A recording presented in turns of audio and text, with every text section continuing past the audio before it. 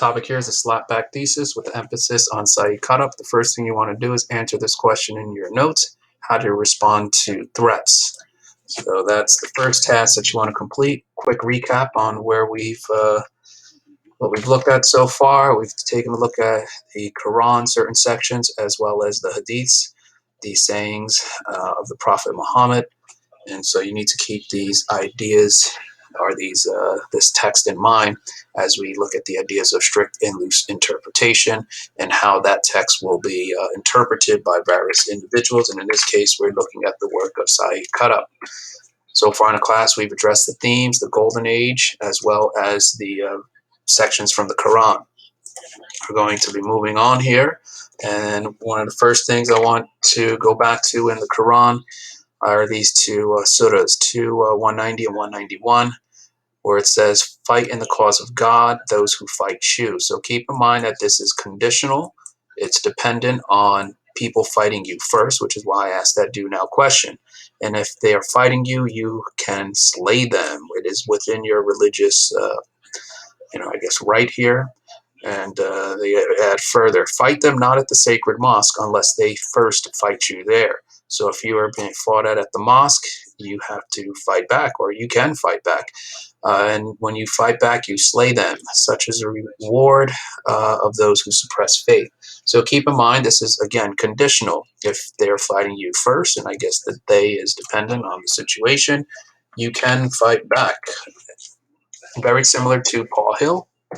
Paul Hill is an abortion terrorist, and he had killed an abortion doctor, and he used a loose interpretation of Exodus 22:2 right here. Here was his defense. Keep in mind, he killed an abortion doctor. If a thief is caught breaking in at night and is struck a fatal blow, the defender is not guilty of bloodshed. So ultimately, here's what Paul Hill is arguing. We have the abortion doctor.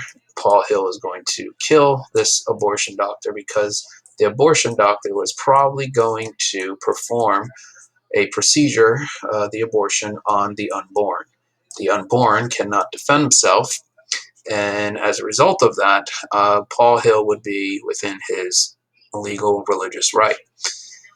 He is striking a fatal blow, in this case, killing the individual. However, the defender, him in this case, is not guilty of bloodshed, the bloodshed of the abortion doctor. He is acting in defense, once again, of the unborn. So this is a good example of the loose interpretation idea that I addressed. And if you want more on some of these abortion terrorists, take a look at the documentary. I believe it's Army of God. It is a HBO documentary. You can click that link. Maybe it'll show up. So I want you to keep in mind this concept of responding or doing nothing. What about the 9/11 attacks? Does the U.S. sit back and do nothing, or do we respond? What about the Pearl Harbor attacks? Do we sit back and do nothing, or do we respond? What if somebody attacks you at your locker? Do you do anything, or do you just kind of get bullied in that scenario? What about a historic example? This is the story of Saladin, who is somebody acting in the name of Islam here. So we talked a little bit about the Crusades when the Christian army goes into Jerusalem with the intent of terminating the Muslim population. The Muslim population is led by this individual, Saladin. Saladin winds up winning in one of the battles of the Crusades. That continue as reinforcements are then sent. But anyway, if we go back to the section from the Quran that I cited here, the Crusades fits this same surah 2191. They're fighting us first, and we are going to fight back in defense. So a lot of this has to do with defense and the preservation. Let's take a look at another example, Malcolm X. Malcolm X, member of the Black Muslims, and later they established his own organization, Muslim Mosque Incorporated. So he is arguing that Black Americans are targeted by white Americans, and so we would be within our legal religious right if we were to fight back, if we were attacked in some way. If they're violent against us, we are going to be violent against them. Another example using gay rights history. So if you're not familiar with Harvey Milk, it is this man right here, the first elected gay politician to the San Francisco Board of Supervisors.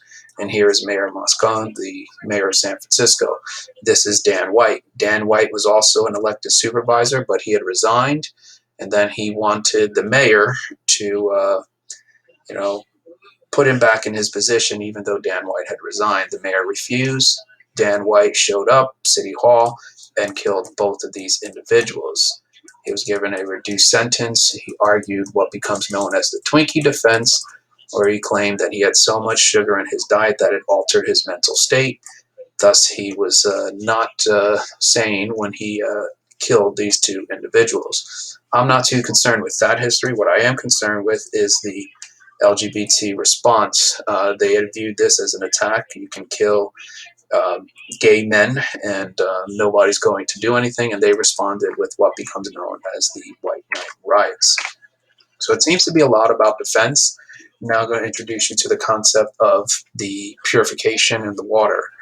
Keep in mind in class I might just say water or dirty water, and what I'm trying to get you to think about is the clear glass of water becoming this, and any impurity can somehow taint this glass of water.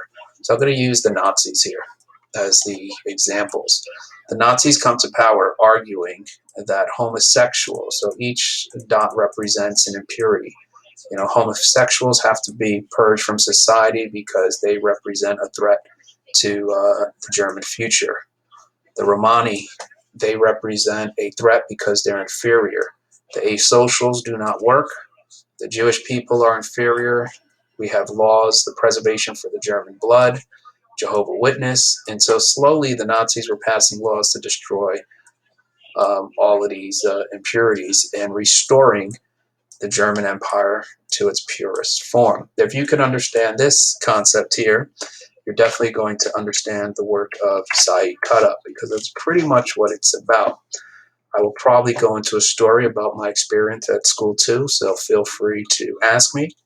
And if you have already heard some of the stories, I'm sure I've said a couple already.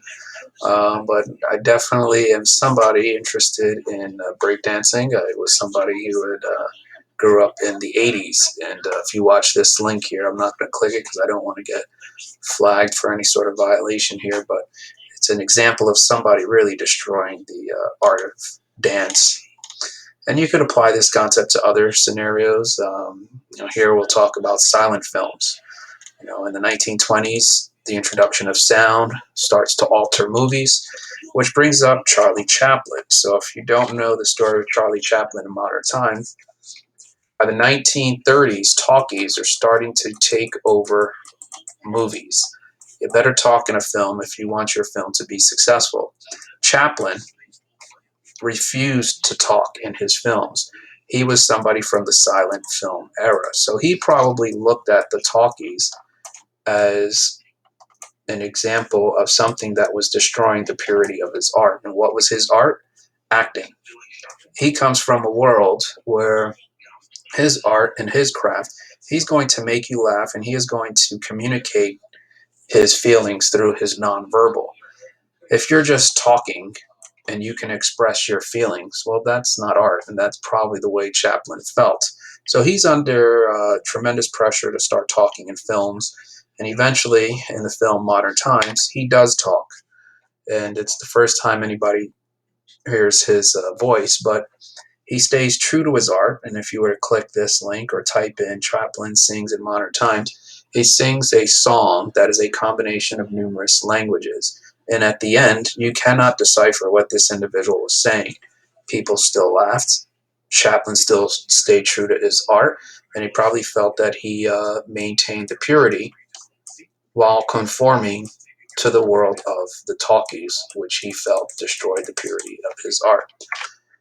So this is kind of the route where Syed Qutib's coming from, and I'm just trying to, prep you for his work, because his work definitely is a little difficult to understand. We talk a little bit about this individual, Syed Hawa.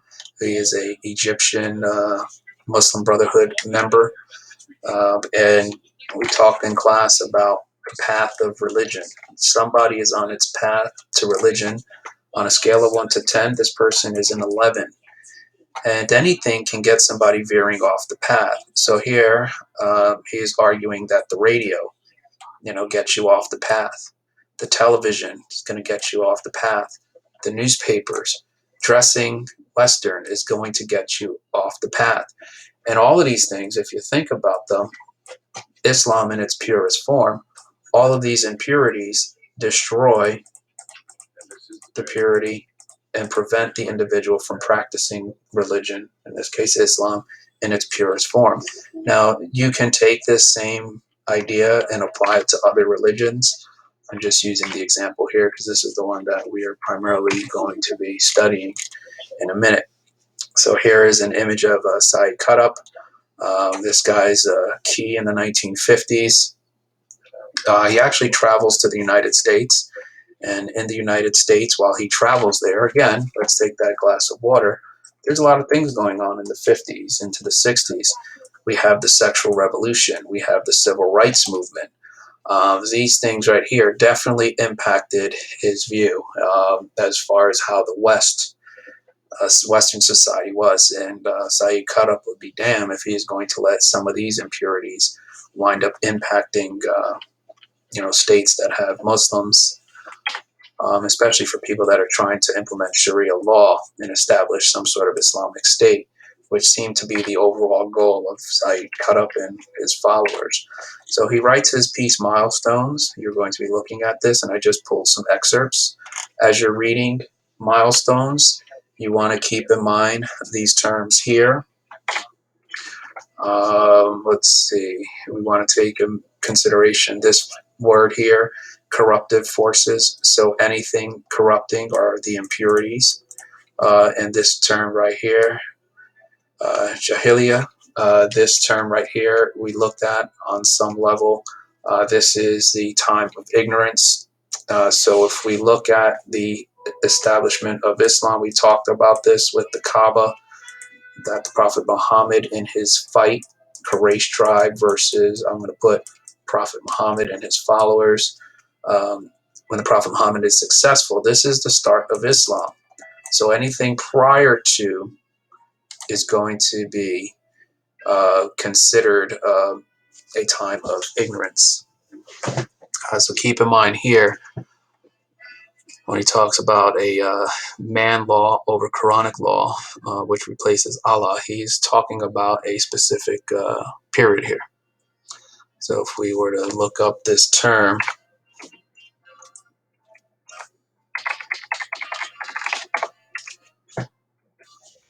right here we see ignorance, and that's kind of what I'm trying to get you to think of here, that this time period before Islam existed.